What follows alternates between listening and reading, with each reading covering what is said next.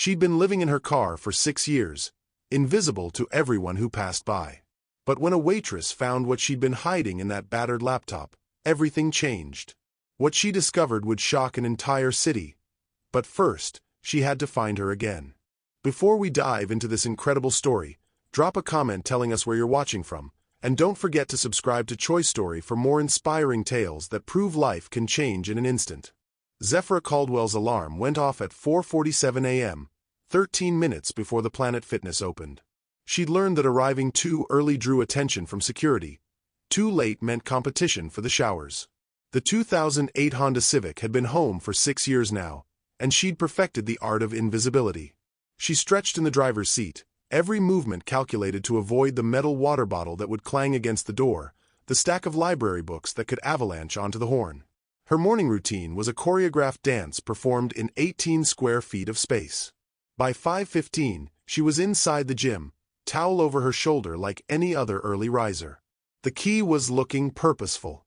She showered, blow-dried her hair, applied the makeup she kept in a Ziploc bag, and emerged looking like someone heading to an office job rather than a shift at the Goodwill Donation Center. The other gym members never looked twice. That was the point. At 7:30, she clocked in at Goodwill for $12.50 an hour, sorting donations and operating the register. Her co-workers knew nothing about her living situation. She had a P.O. box for mail, paid for phone service through Mint Mobile, and kept her explanations vague. By 2 p.m., her shift ended, and she'd head to the Multnomah County Library, where she could use the computers and electricity for free until closing. That evening, like every evening, Zephyra found herself at the 24-hour Denny's on 82nd Avenue. She ordered her usual coffee, black, and settled into the corner booth with her laptop running on battery saver mode and a textbook propped beside her. The waitress, Thessaly, brought the coffee without comment, without judgment, and most importantly, without rushing her. 4 hours. That's how long she could make one coffee last before guilt pushed her to order another, or more often, to simply leave. At 11:47 p.m., Zephyra packed up her things and walked to her Honda parked behind the nearby Walgreens. She climbed into the back seat, pulled the blackout curtains she'd rigged with suction cups, and opened her laptop. The dome light barely illuminated the screen, but it was enough. Her fingers flew across the keyboard, writing code that nobody else knew existed, building something that might change everything. Or might mean absolutely nothing at all. 6 years earlier, Zephyra had stood outside the foster home with $127 in cash, a garbage bag containing everything she owned, and a high school diploma she'd earned despite switching schools 4 times. The state of Oregon had wished her well on her 18th birthday and sent her into the world. She was an adult now. Figure it out. She'd tried. Got a job at McDonald's, found a room to rent. But when payroll required direct deposit and she had no bank account, when the landlord wanted first, last, and security deposit she couldn't afford, when the apartment applications asked for employment history and rental references she didn't have, the system had rejected her at every turn. The job disappeared. The room fell through. The money ran out. Her car became home by necessity, not choice. But Zephyra refused to become the stereotype. She kept herself clean, kept her clothes presentable, kept learning. The library became her university. She taught herself Python, JavaScript, HTML, CSS, devouring programming tutorials on YouTube during the day, practicing on the library computers until closing. Now, in the present, she had a side hustle that paid better than Goodwill. At the laundromat on Division Street, she'd fixed someone's phone once. Word spread. Soon people were coming to her with cracked screens, software issues, laptops that wouldn't boot. She charged cash, no questions asked, worked miracles with a toolkit she'd assembled from Harbor Freight and patience she'd learned from necessity. That Tuesday night at Denny's, Thessaly noticed the textbook. Discrete Mathematics, read the spine. She'd been serving Zephyra for 3 months now, and the subjects kept getting more advanced. Calculus, linear algebra, data structures and algorithms. Who was this woman? Heavy reading, Thessaly said, refilling the coffee. Zephyra glanced up, startled. Just keeping my mind busy. You in school? Self-taught. Zephyra's tone didn't invite further questions, and Thessaly respected that. But something nagged at her. This woman was different. She just couldn't figure out how yet. Thessaly Vega's shift at Denny's started at 10 p.m. and ended at 6 a.m. Then she'd drive to Starbucks for the morning rush, pulling doubles most days because her mother's medical bills didn't care about exhaustion. Lung cancer. 2 years of treatment. $37,000 in debt, even after insurance. The collection calls still came monthly, automated voices demanding money she didn't have. But that night, she found herself watching Zephyra more closely. The woman wore different clothes each time, but they were always clean, always neat. She never ordered food, only coffee. She studied with an intensity that seemed almost desperate, fingers occasionally tracing patterns in the air like she was solving invisible equations. And there was something about the way she held herself, proud despite the obvious exhaustion, dignified despite circumstances Thessaly was beginning to suspect were harder than they appeared. Around midnight, an elderly man at the counter was having trouble with his iPhone. The screen had frozen mid-update, and he was nearly in tears about losing his photos. Zephyra had been gathering her things to leave, but she paused. "Excuse me," she said softly. "I might be able to help with that." Thessaly watched as Zephyra talked the man through a force restart, then a recovery mode procedure that sounded like a foreign language. Within 10 minutes, the phone was working perfectly. The man tried to pay her, but she refused. "Just glad I could help," Zephyra said, and left. Thessaly started clearing the booth and found it. A crumpled letter, partially torn, stuffed between the seat cushions. She shouldn't have read it. She knew that. But her eyes caught the letterhead, Portland State University. The words jumped out, "Regret to inform you, cannot process application. No permanent address provided, extraordinary qualifications, unable to accommodate." Thessaly's hands trembled slightly as she smoothed the letter. Zephyra wasn't just smart. She was trying to change her life, and the system was saying no because of an address. Thessaly folded the letter carefully and tucked it into her apron, her mind racing with questions she didn't know how to ask. 3 weeks later, the pattern had become routine. Zephyra arrived around 8 p.m. Thessaly brought coffee. Hours passed in comfortable silence. But now Thessaly started, accidentally, making mistakes. Extra hash browns appeared. Pancakes that got ordered wrong needed a home. At first, Zephyra refused with polite firmness. "I didn't order that." But hunger has a way of breaking down walls, and eventually, she accepted with quiet gratitude. They began talking. Small things at first. The Portland rain. The book Zephyra was reading, a sci-fi novel from the library. Thessaly mentioned she liked old movies, and Zephyra's face lit up talking about cinematography and how film editing was basically coding with images. The conversations never lasted long, never went deep, but they were something. One evening, a young woman couldn't access her laptop. She'd been working on her master's thesis, and the hard drive seemed dead. She was crying, talking about months of research gone. Zephyra had been watching from her booth, and finally, she approached. "May I?" she asked. 45 minutes later, the laptop was running, the data recovered. The woman had hugged Zephyra and offered $50. This time, Zephyra accepted. "What do you do for work?" Thessaly asked when Zephyra returned to her booth. "Tech repair. Odd jobs. Whatever pays." The answer was practiced, vague. "You're really good at it." "I'm good at figuring things out." Something in Zephyra's voice suggested she meant more than computers. Later that shift, Derek, the night manager, pulled Thessaly aside. "That woman in the corner. She's been here 4 hours on one coffee. We're not a homeless shelter." "She's a paying customer," Thessaly said, voice steady. "And she's never caused any problems." Derek frowned but walked away. Thessaly returned to Zephyra's booth and refilled her cup without a word. Zephyra's eyes met hers, and something passed between them. Not quite friendship yet, but maybe the beginning of trust. Or maybe just two people recognizing in each other the weight of trying to survive in a world that wasn't built for them. Winter arrived in Portland with its usual brutality. The rain turned cold, the nights dropped below freezing, and Zephyra's carefully maintained invisibility started cracking. She came into Denny's shivering despite 3 layers, her hands trembling as she wrapped them around the coffee cup. The Honda Civic's heater barely worked, and sleeping in the cold was dangerous. Thessaly knew hypothermia when she saw it. "You have somewhere warm to sleep tonight?" Thessaly asked. "I'm fine." "That's not what I asked. I said I'm fine." Zephra's voice had an edge now. Thessaly let it go, but 2 nights later, she made the offer. "I have a couch, clean blankets, no strings attached." Zephra's face hardened. "I don't need charity." "It's not charity. It's a couch that nobody's using. I'm fine. Thank you." The words were polite, but the wall was back up, higher than before. That night, around 1 a.m., Zephra was working on her laptop when the battery icon flashed red.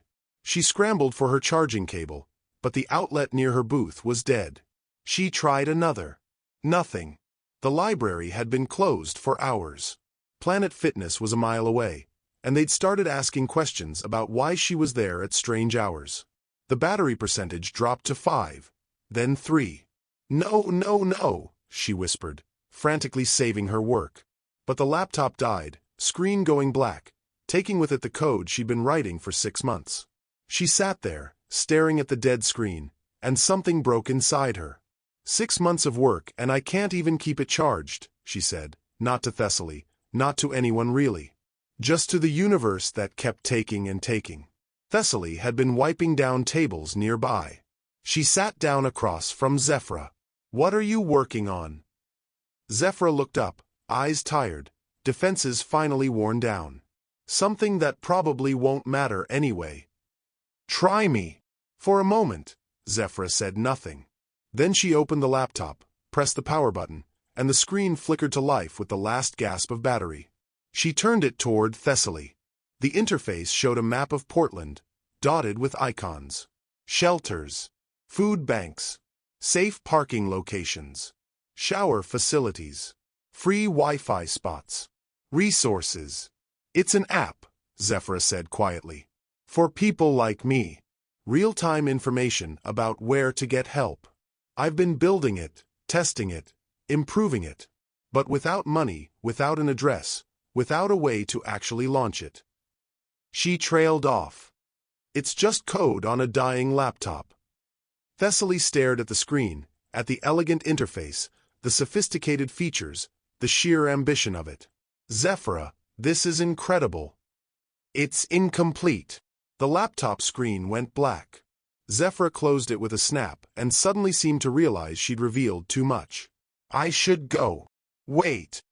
But Zephra was already gathering her things, moving toward the door, disappearing into the Portland rain before Thessaly could say another word. 5 days passed. Zephra didn't come back to Denny's. Thessaly worked her shifts, watching the door, worrying more than she wanted to admit. She'd pushed too hard, seen too much, crossed a boundary she hadn't realized was there.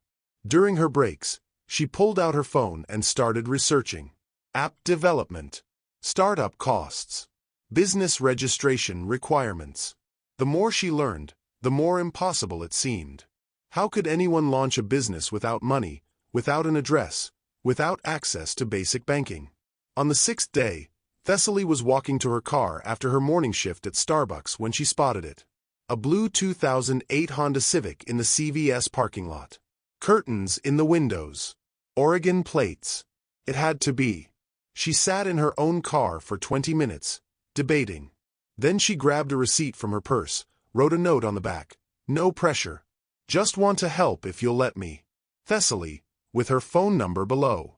She tucked it under the windshield wiper and left. 3 days later, her phone buzzed with a text from an unknown number. "Coffee tomorrow?" They met at Denny's. Zephra sat across from her, hands folded on the table. "I'm sorry I ran. I don't usually let people see. I'm sorry I pushed." "You didn't. I just..." Zephra paused. "I'm not good at trusting people." Thessaly took a breath. "What if you could use my address? For bank stuff, for business registration. Whatever you need to make your app real." Zephra's eyes widened. "I can't ask you to do that." "You're not asking. I'm offering. Why would you do this for me?" Because someone should have done it a long time ago. Thessaly leaned forward. And because what you're building matters. Not just to you. To everyone who needs it. Zephyra was quiet for a long moment. Then she said, "What's the catch?" "No catch. You do the work, I provide the address. When you're able, we figure out next steps together." "I don't even know you." "Then get to know me. But don't say no because you're afraid of owing someone. Say no if you actually don't want help. There's a difference." Zephyra stared at her coffee, at the table, at everything except Thessaly's face. Finally, she looked up. "What if I fail? What if I can't pay you back? What if the app doesn't work? What if?" "What if it does?" Thessaly interrupted gently. But Zephyra didn't answer.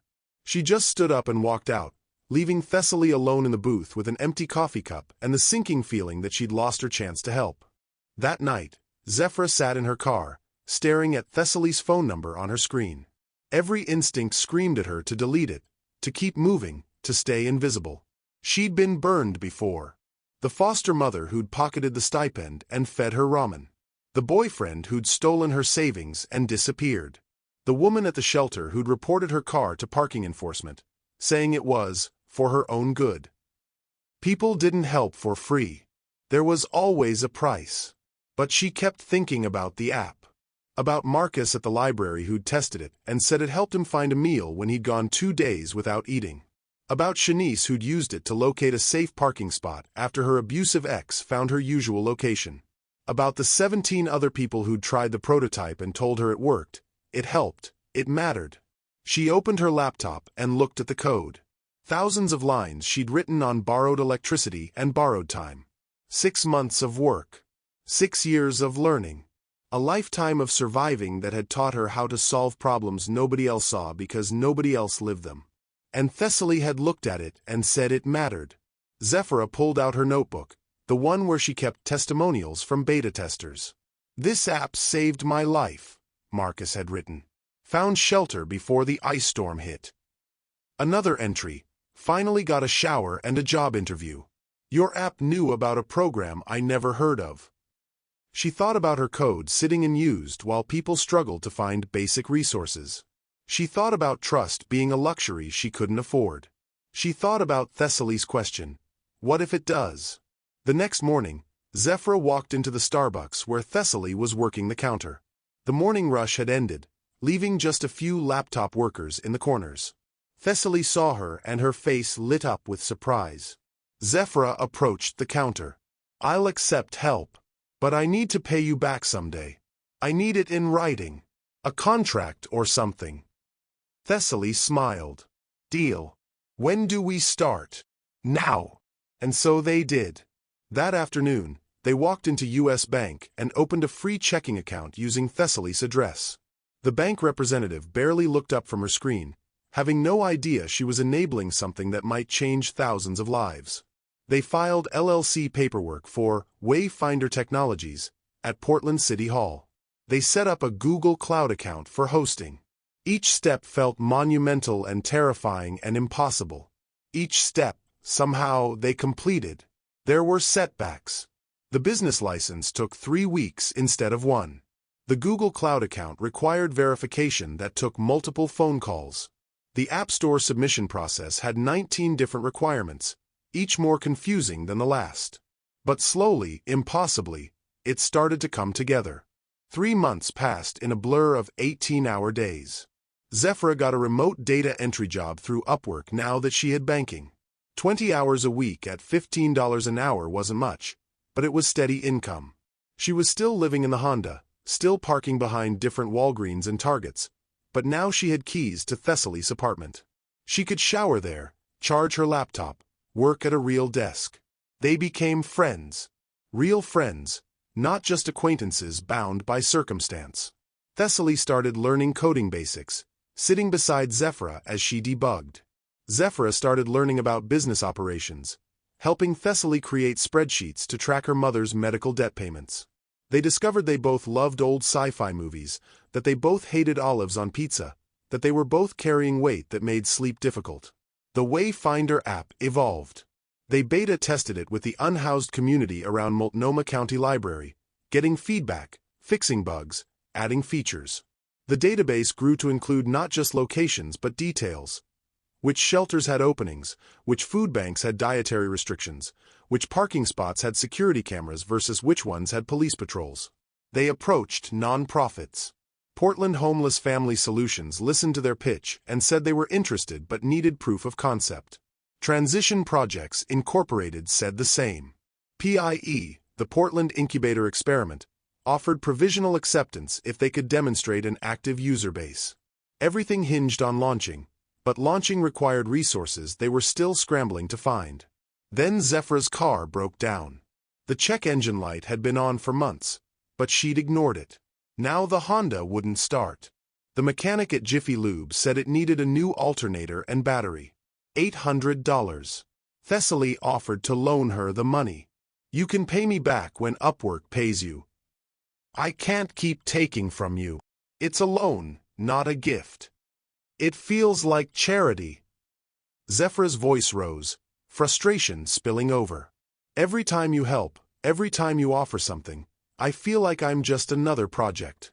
Another person you're trying to fix because it makes you feel good about yourself." Thessaly stepped back, stung. "Is that really what you think?" "I don't know what to think. I don't know why you're doing this, what you want from me, why you even care." "Because we're friends. Because I believe in what you're building. Because watching you succeed doesn't cost me anything except helping someone who deserves it." "Nobody deserves anything," Zephra said bitterly. "That's what I learned. You survive or you don't. That's it." They stood in Thessaly's apartment, two people exhausted from fighting battles that started long before they met each other, both wondering if this fragile thing they'd built together was about to shatter. Zephra left that night and didn't answer Thessaly's texts for 2 days. She slept in the broken Honda, stubborn and freezing and angry at herself for pushing away the one person who'd actually tried to help. On the third morning, she walked to the Starbucks where Thessaly worked and waited outside until the shift ended. "I'm sorry," Zephra said when Thessaly emerged. "You're not a charity case. You're not trying to fix me. I know that. I've never had someone actually show up before. And it scares me more than being alone does." Thessaly was quiet for a moment. Then she said, "I'm terrified too, you know. Of getting it wrong. Of saying the wrong thing. Of not being enough help or being too much help. But I'm here anyway because that's what friends do. They show up scared. Even when the other person is difficult and proud and pushes them away. Especially then." Zephra smiled, small and genuine. "I'll take the loan. But I'm writing up a repayment plan. With interest. You don't have to. I do. For me, not for you. Deal. Deal." They got the car fixed at Jiffy Lube that afternoon. They revised the repayment plan 3 times until Zephra felt it was fair. They ordered pizza without olives and watched an old sci-fi movie, sitting on Thessaly's couch like normal people doing normal things. And for the first time in 6 years, Zephra felt something she'd forgotten existed. Hope that wasn't followed immediately by the fear of losing it. 2 weeks later, they submitted Wayfinder to the Apple App Store and Google Play. It took 4 days for approval. On a Tuesday morning, at 10:23 a.m., the app went live. Thessaly was at work. Zephra was in her car. They both stared at their phones, refreshing the download counts. 1 download. Then 3. Then 12. By end of day, 50 people had installed Wayfinder. The next day, 200. The day after, 1,000. But would it be enough to save what they'd built, or would it crash and burn like everything else Zephra had ever tried to hold on to? The PIE Incubator hosted their launch event on a rainy Thursday in March. 20 people showed up. Non-profit representatives, beta testers, a reporter from Willamette Week, and a handful of curious tech workers who'd heard about the app. Zephra stood at the front of the room, laptop connected to a projector, and told her story publicly for the first time. She talked about aging out of foster care, about living in her car, about learning to code at the library because it was warm and free and no one asked questions. About building Wayfinder because she was tired of watching brilliant people disappear into a system that treated homelessness as a moral failing instead of a solvable problem. This app exists because someone saw me, Zephyra said, glancing at Thessaly. Not my circumstances. Not my poverty. Me. And she believed that someone living in a Honda Civic could build something that mattered. So if you're wondering whether technology can change lives, whether one person noticing can make a difference, you're literally looking at the proof. The room was silent. Then someone started clapping. Then everyone was clapping.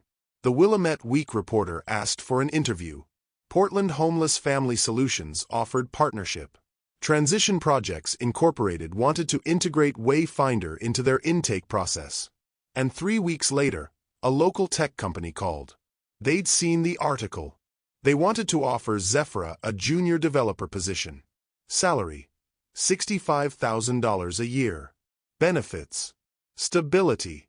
A way forward that didn't involve parking lots and broken alternators. Zephyra accepted. 6 months later, she had an apartment in Northeast Portland. 1 bedroom, big windows, her own desk. Wayfinder had 50,000 users across 12 cities. Thessaly had paid off her mother's medical debt and enrolled in community college for a business degree. She'd also become COO of Wayfinder Technologies, splitting her time between managing operations and still pulling occasional shifts at Denny's because she liked the people.